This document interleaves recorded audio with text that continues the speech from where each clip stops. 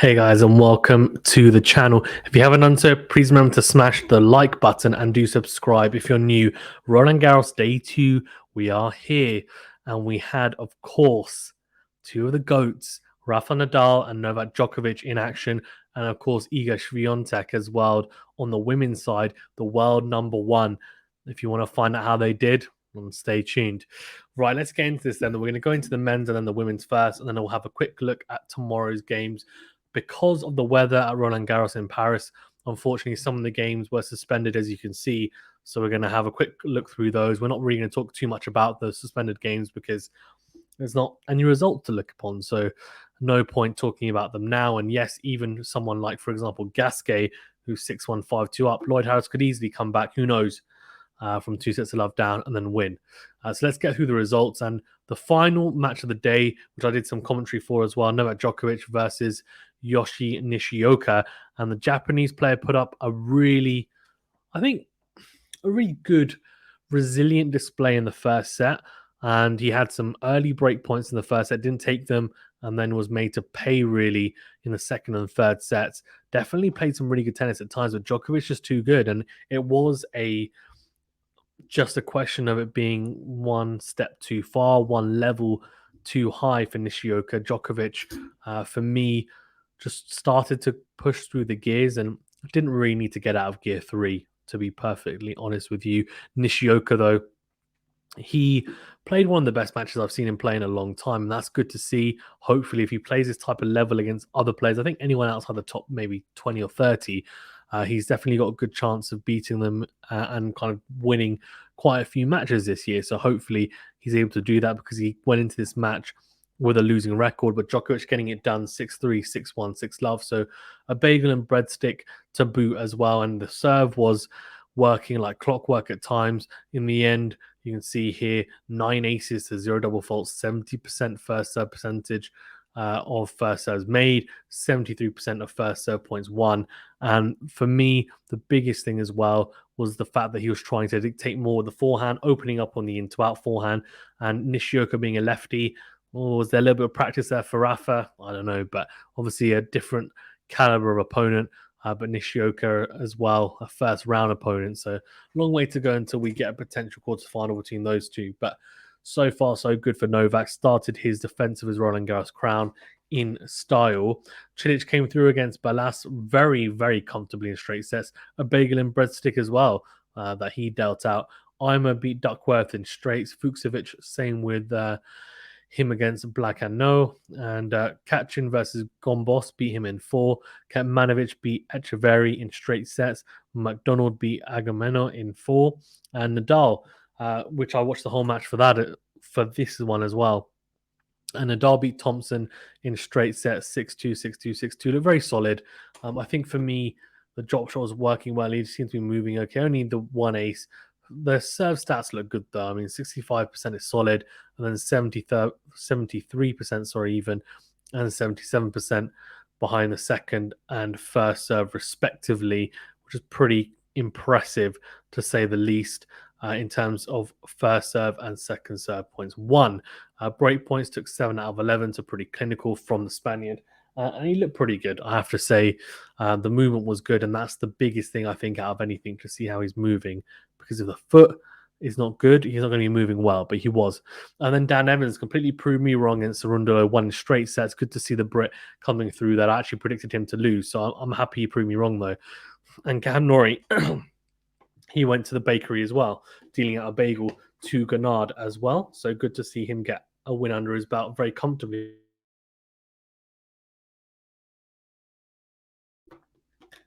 Sorry, excuse me. But yeah, really good from Norrie, I have to say, especially after having a very good campaign at Lyon, the tournament just last week. So good to see him carrying that form through and winning in straight sets in fashion. And then a bit of an upset, although not really, Wawrinka losing in 4 sets to Moutet. The former French Open champion just not being able to rekindle the type of form that we've expected of him in prior years. It's like he's getting old. He's had a lot of injuries. It's a long layoff, and it's not surprising at all. But Basilashvili, what a win for him in 5 sets, beating Maxime Cressy. Very impressive stuff from him. Nakashima came through against Madrak in 5 sets as well. Bays won in 4 sets against Lejovic. And Goyo beat Gianassi in 5 as well. We had a Krajinovic beating Apelka. And Taylor Fritz had to fight against Rodriguez Taverna to win in 5 sets. So overall, on the men's side, not too many upsets whatsoever. So good to see the seeds getting through. Wawrinka, I guess, is the only one that you could say maybe, okay, bit of an upset. But apart from that, not really much to write home about. But then when we talk about the women's, this is where it gets interesting, of course. So yeah, you can see a few suspended matches here, so we won't get into these. But we can get into this. Kerber beating Freck in 3 sets. Really good win for her. Kudermetova beating Zhu in 3 sets as well. Schmidlova beating Kuchova in 3 sets. Tomjanovic beating Kontaveit. I actually predicted that. I literally predicted it.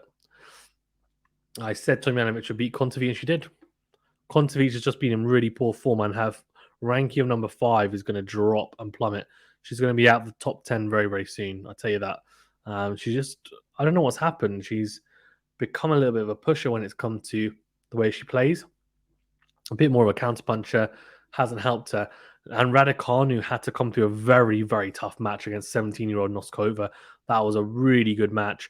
She was a breakup in the first set, didn't manage to take it, lost it in the tiebreaker. Then in the second set, she was a breakdown, managed to recover nicely, though, take it 7-5, and then breadsticked 17-year-old 6-1. But keep an eye out for Noskova. She is a really talented 17-year-old. Have to say, really impressed with her. And I wouldn't be surprised if she goes on, maybe not exactly the same, but some type of Raducanu-esque run at a Grand Slam at some point. Not saying she'll win it, but I can see her going deep at a Grand Slam at some point. She's that talented. She's only 17, so maybe you'd have a look out for her later this year or next year for sure. Jean beat Paris Diaz in straight sets. And Watson, there's actually rumors about her retiring after this French Open because Wimbledon is now officially, I guess, an exhibition tournament this year because of the whole situation with the ATP. So, I don't know. Look, I mean, Giacomo beating her in straight sets is not a surprise to me. It's sad to see Watson, I guess, playing this way, but yeah, very much past her best, you have to say. And yeah, we'll see what she does next, but at the moment, it's just not looking particularly good for her. And Kovalic with a great win over Samsonova, by the way, in 3 sets. Didn't see that coming. And then this is a great win for Diane Parry, beating the former and current even Roland Garros champion Barbora Krejcikova. What a win, beating her, the teenager Diane Parry from France. One-handed backhand is actually a thing of beauty. It really is. It's a great one-hander. And the teenager beat the number 2 seed in really, really good fashion, I have to say. Krejcikova, I get as well, has had a very long layoff. She hasn't played a lot of tennis, if any, really, this whole season, if I'm not mistaken. So it was a surprise to even see her competing, if I'm being honest with you. She was a shadow of herself, I have to say. And it'll be disappointing, especially after she took the first set. But I think she probably just ran out of steam. But it's a surprise she lost in the first round, that's for sure. But in the end, yeah, another upset. Risk beating Yastremska in straight sets. Swiatek winning in straight sets, steaming out of Bagel as well. She's just looking so strong. Can anyone stop her? I'm not sure. Trevor Sam beating Dart in straight sets. Zheng beating Zanevska in straight sets. Gavrilova doing the same to her opponent, Grammaticopolo. Azarenka beating Bogdan in 3 sets. 2 tiebreakers there. And Andrescu winning in 3 sets, bageling her opponent, Bonaventure, in the 3rd set and decider.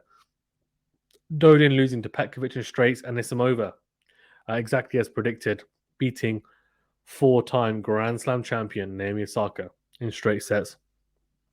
Just a better clay court player is the honest and unfortunate, harsh truth about it. That's just the way it is.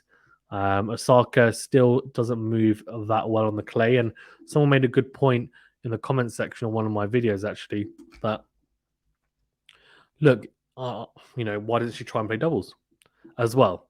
As an enter herself into the doubles as well. And the reason why is because, yes, she wants to focus on her singles play, but at the end of the day, it's about how she moves on it, right? And maybe she should enter doubles, not just here, but at Wimbledon as well, if she's going to play it.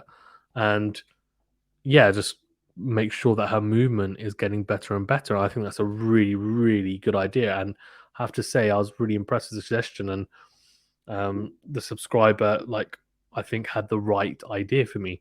Kvitova beat Bondar 7-6-6-1. Really good win for Kvitova as well. So let's have a quick look at tomorrow's matches. Of course, there's some suspended as well. So we won't talk about those though. Shapovalov Rune is an incredible match. I mean, keep an eye out for that. That's one of my picks of the day, but that's not my pick of the day because I know one later on in the day that you have to definitely watch. Sousa Seng, Barankis, yeah, Rusevori on Burr. I'm not going to do predictions just because of time. But Medvedev and Bagnis, could see Medvedev back. Hopefully, we see him in good form. Rude versus Songa. That's going to be an interesting one as well. TFO Bonzi is a good one for me. Gaston Dimona, one to look out for as well. Manu Nadal, bonus is a 50-50. Let's have a look. What else? Oh, PCB versus Gilles Simon. This is Gilles Simon's swan song, his last outing at Roland Garros. So he'll be playing in front of the home crowd, and they'll be cheering him on against PCB. A very tough test for him, though, for sure. And then we have an absolute cracker, a barnstormer in my estimation. Lorenzo Musetti versus Stefanos Tsitsipas, the current world number 4 and former French Open finalist from last year. I tell you what, it's going to be a battle of the one-handers, isn't it?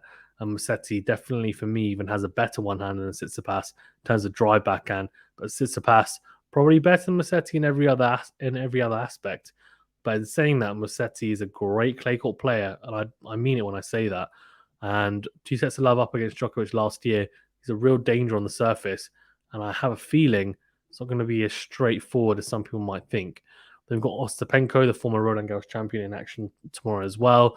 Pliskova as well. Danielle Collins, Alexandrova, Cornet versus Doi, Rogers Martinkova, Townsend Caroline Garcia.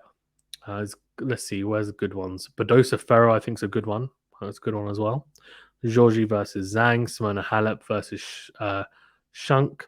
Any good ones? Sabalenka as well. See how she goes. She's ranked number 7, so she's dropped out of top 5. Kasatkina as well in action. So yeah, really interesting couple of matches as well on both sides, men's and women's. Looking forward to it.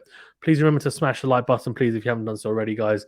And then do subscribe as well if you're new. If you're a podcast listener or watcher, please remember to leave a rating or review. We'll see you tomorrow for day 3. Thanks very much, guys.